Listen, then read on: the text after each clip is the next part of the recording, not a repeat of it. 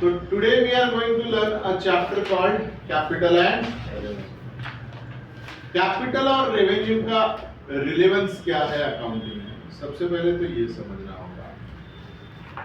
Now capital हम पहले भी पढ़ चुके हैं, बट ये कैपिटल का मतलब होता है कि हम इन्वेस्टमेंट इन द बिजनेस करते हैं। यहाँ पे वो कैपिटल का मीनिंग नहीं, यहाँ पे हम जितने भी ट्रांजैक्शन बिजनेस में करते हैं उसको कैटेगराइज कर लेते हैं।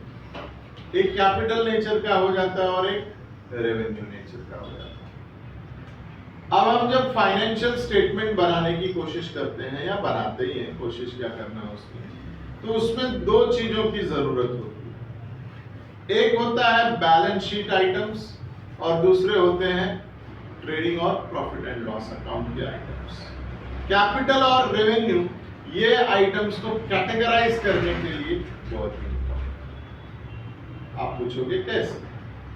तो जो कैपिटल नेचर के अकाउंट होंगे वो बैलेंस शीट में लिख दिए जाएंगे और जो रेवेन्यू नेचर के होंगे वो ट्रेडिंग अकाउंट या प्रॉफिट एंड लॉस अकाउंट। अब सर पहचानेंगे कैसे कि ये नेचर कैपिटल का है या रेवेन्यू का?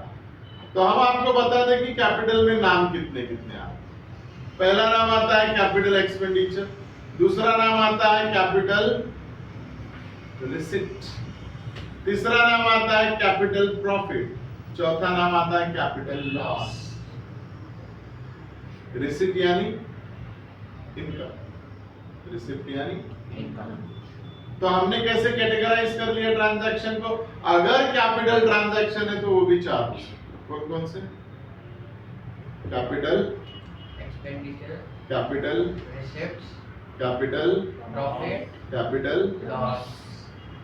तो क्या रेवेन्यू में कम होंगे क्या? नहीं। उधर भी चार होंगे। Revenue, expenditure, revenue, receipts, revenue, profit, revenue. Loss. Is that clear everyone? Sir वो तो ठीक है, आपने कैटेगरी बनवा दी, अब पहचानने का कैसे? How to identify whether it is of capital nature, whether it is of. तो इसके कुछ फीचर्स होते हैं। क्या होते हैं? फीचर्स। आइए जानते हैं क्या फीचर्स होते हैं। सबसे पहला हम कैपिटल के बारे में समझते हैं। Capital transaction for a long term, for a ये जब कभी भी होगा, इसका इफेक्ट बिजनेस पे कई सालों के लिए। बट रेवेन्यू का जो इफेक्ट है वो short term, with in 1 year वो एग्जॉस्ट हो जाता है। सर एग्जांपल बताओ तो। आपने मशीनरी खरीदना एक एक्सपेंडिचर है, आया ना? हाँ। तो अब ये कैपिटल एक्सपेंडिचर है या रेवेन्यू? यस विधि कैसे पहचाने? सर हमने मशीन खरीदा ना, तो मशीन हमारे साथ बहुत सालों तक काम में आएगी। तो आपने अभी अभी कहा कि बहुत सालों तक काम में आने वाली चीज कैपिटल होती है, तो ये कैपिटल एक्सपेंडिचर। और कैपिटल एक्सपेंडिचर को हम कहां लिखते हैं? बैलेंस शीट में। अब बैलेंस शीट में भी दो साइड होती है, एक लायबिलिटी और एक असेट। असेट डेबिट नेचर की होती है, एक्सपेंडिचर डेबिट नेचर का हो गया, तो आप कहां लिखेंगे? Asset side. क्लियरिटी आपको मिल रही है? इसका रिलेवेंस कुछ नहीं है, इसके ऊपर प्रॉब्लम कुछ नहीं आते, खाली आपको चेक करना है weather it is of capital nature और रेवेन्यू नेचर। सर एक एग्जांपल और दो देखें, हम पहचान पाते हैं या नहीं? सैलरी पे। अब बताओ ये कैपिटल नेचर का है या रेवेन्यू नेचर का? रेवेन्यू। कैसे पहचाना आपने? सैलरी सर 1 साल के अंदर खत्म हो जाती है, उसका यूज हम लोग कर लेते हैं, हर महीने देनी पड़ती है। तो पहला आप समझो लॉन्ग टर्म यूज हो रहा है कैपिटल, शॉर्ट टर्म यूज हो रहा है रेवेन्यू। दूसरा पहचानने का, एक ही बार खर्चा होता है कैपिटल, या एक ही बार रिसीट होती है कैपिटल, या एक ही बार प्रॉफिट या लॉस होता है, लेकिन रेवेन्यू बार बार लगातार। बार बार लगातार। सर एक एग्जांपल फिर से ले लेते हैं। परचेस ऑफ बिल्डिंग, रोज खरीदता है बेटा बिल्डिंग नकाशे? पापा ने घर एक ही बार खरीदा, उसके बाद ईएमआई भरते भरते खत्म हो गया। लेकिन रेंट तो बार बार देना पड़ता है, सैलरी तो बार बार देना पड़ता है, इंटरेस्ट ईएमआई तो बार बार देना पड़ता है। यस और नो? तो ये जो बार बार लगातार हो रहा है वो रेवेन्यू है, और जो एक बार होता है वो कौन सा एक्सपेंडिचर? कैपिटल या capital receipt. Is that clear? Get it out. Next, the effect of capital once in a blue moon. मतलब एक ही बार आप इन्वेस्टमेंट कर देते हो सारे एसेट्स के लिए, उसके बाद देखने की जरूरत पड़ती है क्या? नहीं। बट रेवेन्यू नेचर के लिए आपको बार बार इन्वेस्ट करना पड़ता है। इसके लिए हम कहते हैं assets is a permanent capital. assets के लिए इन्वेस्ट करना is which capital? परमानेंट। और बार बार लगातार बिजनेस को चलाने के लिए वर्किंग कैपिटल। परमानेंट कैपिटल, यहाँ कैपिटल में इन्वेस्टमेंट बोलते हैं, यहाँ के कैपिटल में इन्वेस्टमेंट। तो आप समझ में आ गए आपको कैपिटल और revenue. Is that clear? Clear. Avinash भाई क्लियर है? अब मैं कुछ एग्जांपल दूंगा तो बता पाओगे, लेकिन लफड़ा एक है। बोलो क्या? बीच का भी पाया जाता है, अच्छा न मतलब इधर होता है न उधर होता है, दोनों तो फिर क्या होता है? कैपिटल डेफर्ड रेवेन्यू होता है। उसका नाम क्या हो गया? Deferred revenue. दिखाई देता है रेवेन्यू की तरह, लेकिन काम करता है कैपिटल की तरह। बोले सर एग्जांपल, ये एडवर्टाइजमेंट देखा आपने?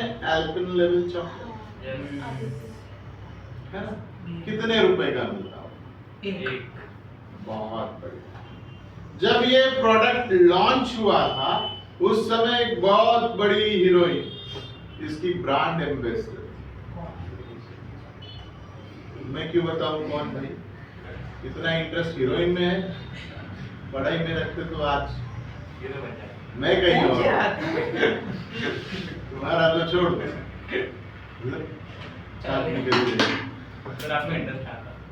आगे बढ़ते हैं अंदर की बात।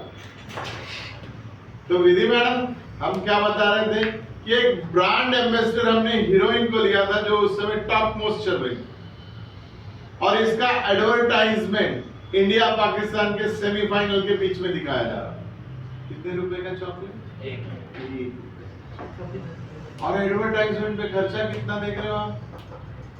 अरबों करोड़ों रुपए खर्चा कर रहे हैं। लेकिन ये खर्चा वो आज कोई हीरोइन इसकी ब्रांड एम्बेसडर नहीं, आज ये किसी मैच के बीच में आता नहीं है वो एडवर्टाइजमेंट, बट आज सबको पता है, रहा ना जाए जी ललचाए। Is that clear? मेलेडी इतनी चॉकलेटी क्यों? ये एडवर्टाइजमेंट एक ही बार पॉपुलर होता है, एक ही बार इन्वेस्टमेंट है ना, कैपिटल, लेकिन इसका असर रेवेन्यू टाइप रहता है। Is that clear? तो ऐसे एक्सपेंडिचर या ऐसे रिसीट को हम क्या कहते हैं? Deferred revenue. क्या कहते हैं? Establishment expense. कोई बिजनेस को बनाने के लिए आपको जो खर्चे करने पड़ते हैं, लाइक लीगल फीस, वो तो एक्सपेंडिचर है ना sir, revenue expenditure, legal fees. लेकिन मुझे बताओ, अगर आपने ऑर्गेनाइजेशन फॉर्म नहीं किया होता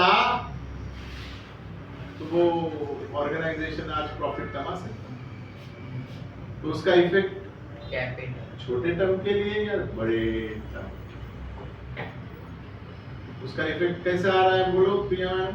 डिफर एक साल में एग्जॉस्ट हो जाता है वो? नहीं। उस ऑर्गेनाइजेशन में वो अभी भी काम कर रहा है, establishment expense. Is that clear? तो ये कैसे हो गया? डेफर्ड रेवेन्यू, ना कैपिटल है ना रेवेन्यू। तो आपको कितने टाइप मिल गया? कौन कौन से? रेवेन्यू और इज दैट क्लियर? कोई इसमें लिखने वाली बात है क्या आपको?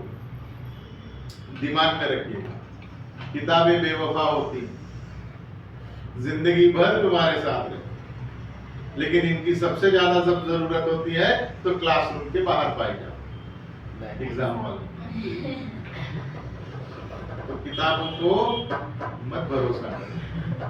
किताबें क्या होती है भाई?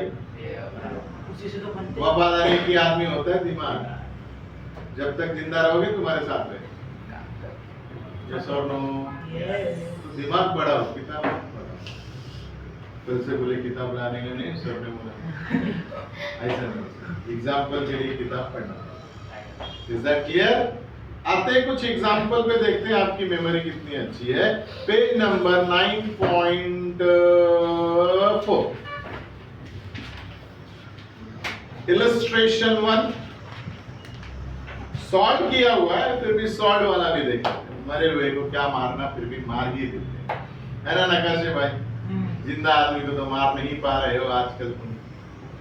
चलो, state whether the following transaction is capital expenditure और रेवेन्यू एक्सपेंडिचर। तीसरे एक्सपेंडिचर का नाम नहीं आने वाला इधर, उन्होंने क्लियर कट मेंशन कर दिया। तो डेफर्ड यानी बीच के बारे में सोचना मत, वैसे भी बीच वाले अच्छे नहीं। अरे एग्जाम्पल, तुम यार एकदम उधर ही जाते हो। पूरी टाइपराइटर मशीन हो, बटन में कहीं का भी दबाओ लगेगा बीच में। एम लॉक कितना दबाने वाले की नियत खराब हो तो और ही जाए। वो तो मैं हूँ, तू क्यों बन रहा? चलो, पहला आपका ट्रांजैक्शन है 5200 spent on repairs before using a second hand car purchased recently। बड़ा कमाल का ट्रांजैक्शन, एक बार फिर पढ़ता हूं। 5200 spent on repairs before using the second hand car purchased recently। Yes Vidhi, doubt आना चाहिए इसमें। हाँ, ये बुक आपके पास नहीं है तो आप रखिए, मैं वापस से थोड़ी 11वीं का एग्जाम ले बेटा, ले